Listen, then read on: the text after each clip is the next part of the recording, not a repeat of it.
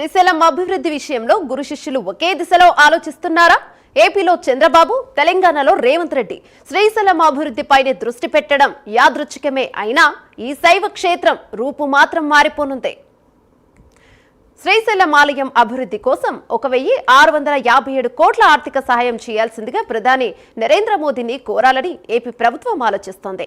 Ujjaini Mahankali, Kashi Vishwanath corridor లాగా శ్రీశైల క్షేత్రంలో కూడా ఒక కారిడార్ ను అభివృద్ధి చేయాలని ఆలయ అధికారులు భావిస్తున్నారు. అలానే ఆలయానికి చెందిన 5362 ఎకరాల భూమి సమస్యను కూడా పరిష్కరించాలని కేంద్రాన్ని కోరనున్నారు. కేంద్రం నుంచి కోరనున్న 1657 కోట్ల నిధులతో ఆలయ ప్రాంగణంలో పలు అభివృద్ధి పనులు నిర్వహించాలని ప్రతిపాదనను సిద్ధం చేశారు. ఆధ్యాత్మికంగా, పర్యాటక ప్రాంతంగా, పర్యావరణ పరంగా శ్రీశైలం ప్రాంతాన్ని అభివృద్ధి చేసేలా ప్రణాళికలు రచించాలని ముఖ్యమంత్రి చంద్రబాబు కూడా మార్గనిర్దేశం చేశారు.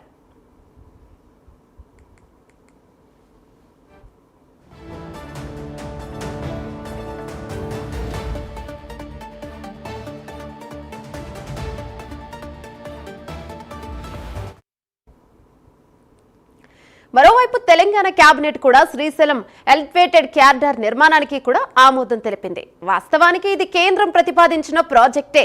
ఇందులో 50% భరించడానికి తెలంగాణ మంత్రివర్గం ఆమోదం తెలిపింది. హైదరాబాద్, శ్రీశైలం మధ్య పర్యావరణానికి హాని కలగకుండా ప్రయాణికుల సౌకర్యార్థం ఒక ఎలివేటెడ్ కారిడార్ ను నిర్మించాలని కేంద్రం గతంలోనే ప్రాథమికంగా ఆమోదించింది.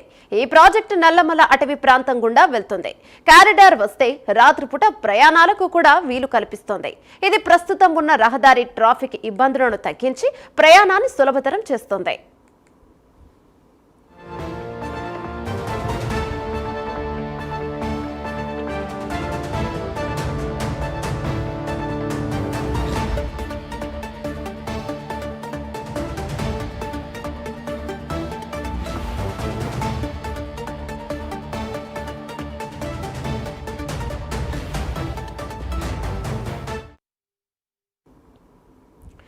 శ్రీశైలం మాస్టర్ ప్లాన్ పూర్తి కావడానికి ఎంత సమయం పడుతుందో ఎలివేటెడ్ కారిడార్ పూర్తికి అంతే సమయం పట్టవచ్చు.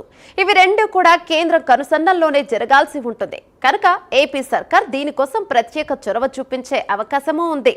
అటు శ్రీశైలం మాస్టర్ ప్లాన్ పూర్తయితే, ఇటు ఎలివేటెడ్ కారిడార్ పూర్తయితే ఈ శైవ క్షేత్రానికి భక్తుల సంఖ్య పెరగడమే కాదు, ఇరు ప్రభుత్వాలకు మంచి పేరు వస్తోంది. తెలుగు రాష్ట్రాల మధ్య లింకేజీ పెరుగుతోంది.